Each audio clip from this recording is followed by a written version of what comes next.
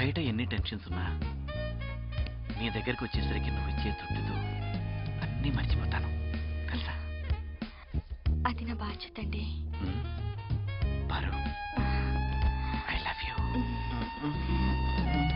చాలే, ఇంతసేపు మీరు బిజీగా ఉన్నారని నేను డిస్టర్బ్ చేయకుండా వెయిట్ చేశాను. ఇప్పుడు నా పని పూర్తయ్యే వరకు మీరు నన్ను డిస్టర్బ్ చేయకూడదు. నన్ను ముందుకు తోస్తావేంటి? ఎవరు నువ్వు? దొంగని. దొంగ దోచుకుపోవడానికి వచ్చావా? అవును, డోంట్ మూవ్.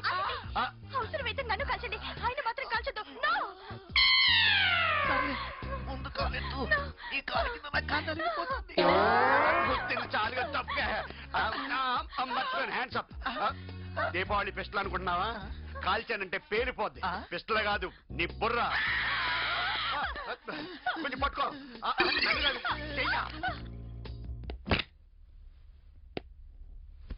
దేనికోసం వెతుకుతున్నావు? కాల్ రౌండ్ల కోసం. డబ్బే కావాలంటే కటాయిర్ కింద 10,000 ఉన్నాయి, తీసుకో. థ్యాంక్స్ అమ్మా. దయచేసి ఈయన్ని మాత్రం వదిలిపెట్టండి. అప్పుడేనా? నగల కోసమేగా వెతుకుతున్నావు? అవునండి. చీర కింద ఉన్నాయి.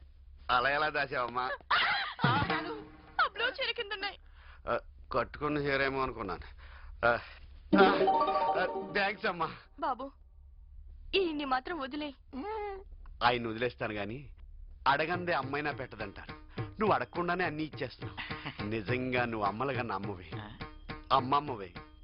ఆయనే కాదు, మీ ఇద్దరిని వదిలేస్తాను. బాబు, ఏ నీకు పుణ్యం ఉంటుంది, ఈయన్ని మాత్రం వదిలిపెట్టు.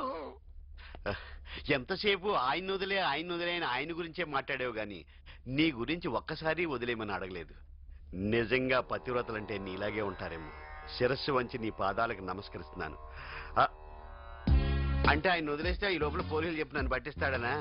అమ్మా, అమ్మమ్మ. కాదు బాబు, మా ఆయన దొంగోడు వచ్చాడంటే ఒప్పుకుంటాడు, కానీ ఈయన వచ్చాడంటే ఒప్పుకోడు. అంటే మా ఆయన